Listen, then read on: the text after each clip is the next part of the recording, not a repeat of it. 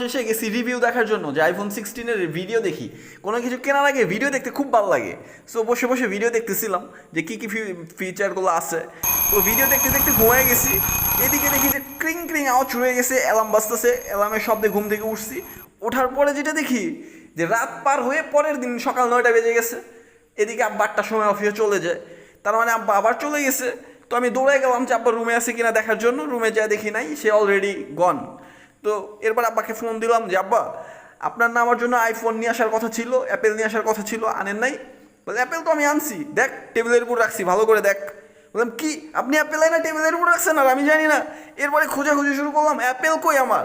তো খুঁজতে খুঁজতে হঠাৎ দেখি যে পাইছি আপেল।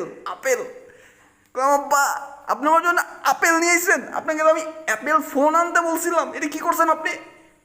অ্যাপেল ফোন তোর। যাই হোক, এরপরে